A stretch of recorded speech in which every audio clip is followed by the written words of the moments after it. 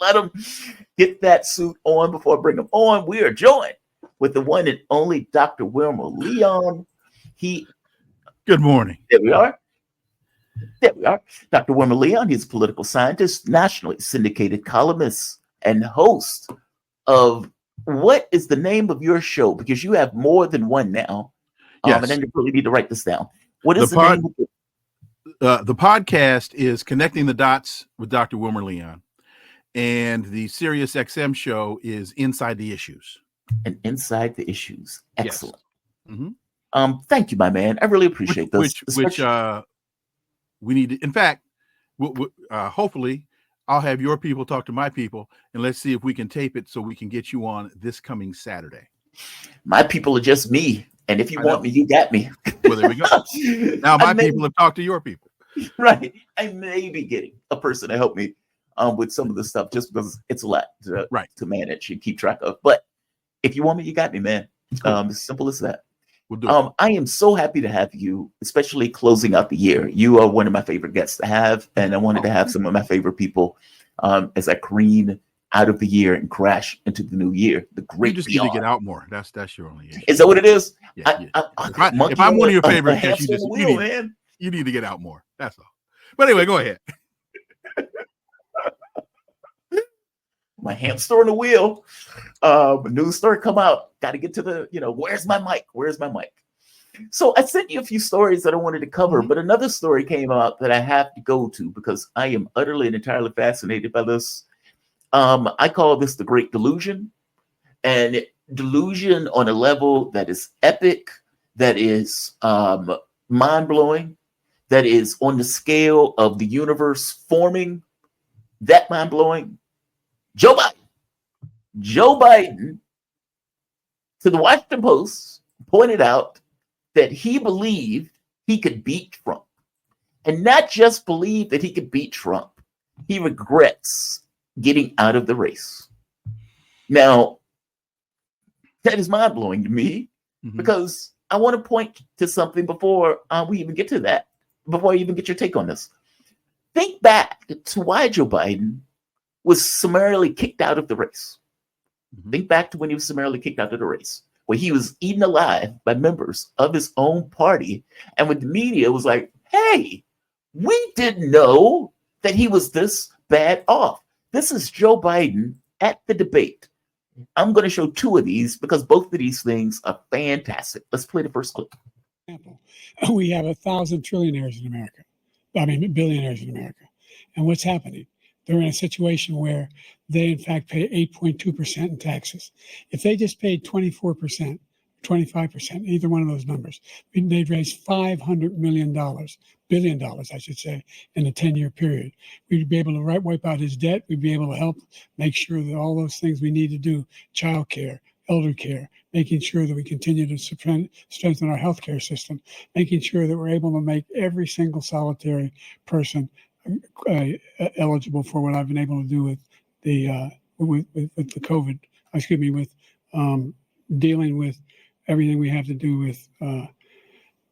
Look, if we finally beat Medicare. Thank you, President Biden. President Trump.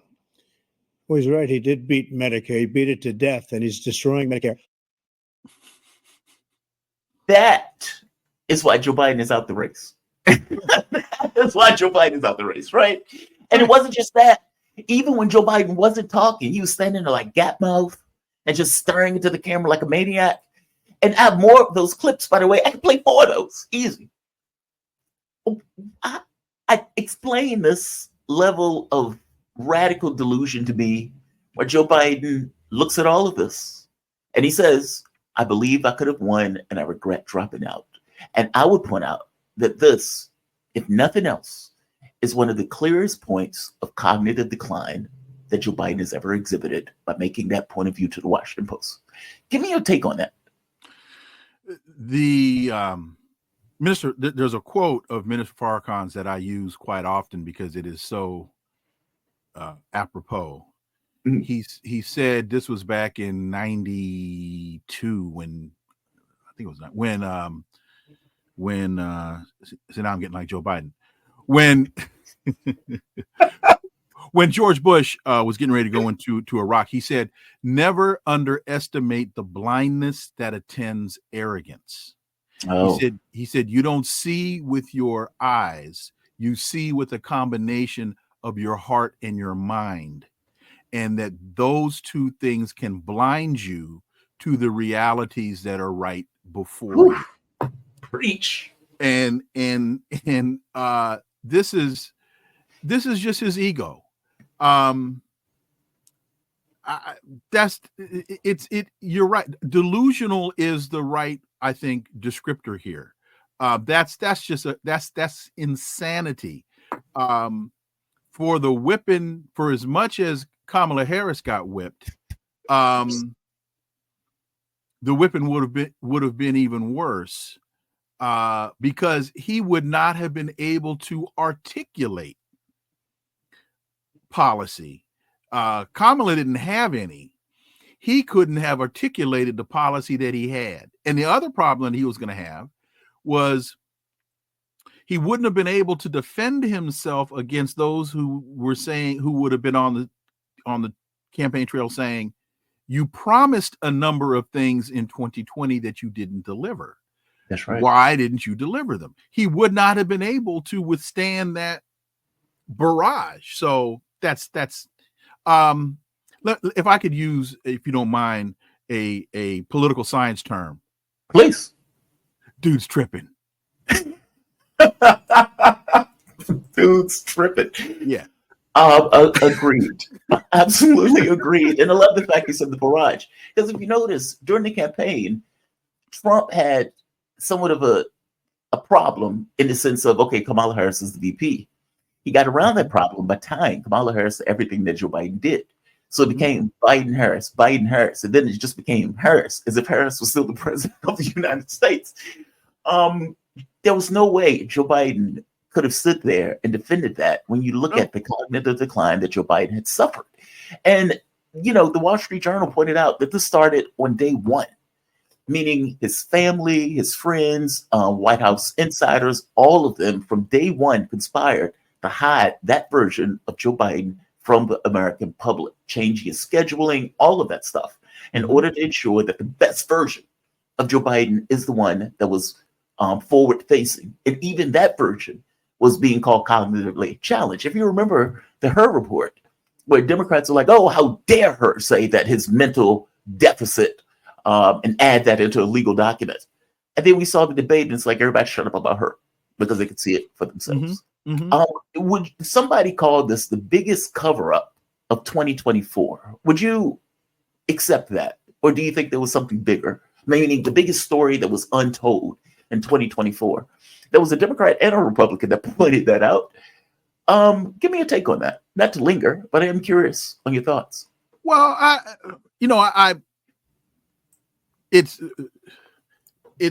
debatable. So that's a matter of opinion. So the biggest story, to me, the bigger story following along that line is not Joe Biden's obvious decline and who was hiding it. The story is who's been running the government. To me, that's the question that nobody really wants to talk about, Tony Blinken. Who's been running the government? And it hasn't been Kamala Harris. Good question. So to me, that's the bigger story, is that with the obvious decline of the president over the last 3.5 years or so, who has been running the government? And oh, by the by, where has he been the last month? Where was he during this continuing resolution debate? When Hakeem Jeffries and Mike Johnson made their deal 2 weeks ago, I think, on a Monday, or they shook hands and let's move forward. And then Elon Musk, an unelected individual, scuttles the whole damn thing. And you don't hear a word from Joe Biden saying, time out, homeboy. And Donald Trump, president-elect, not president, president-elect scuttles the deal. Mm-hmm. Where was Joe Biden? He should have stepped there. There should have been a 12-minute news break.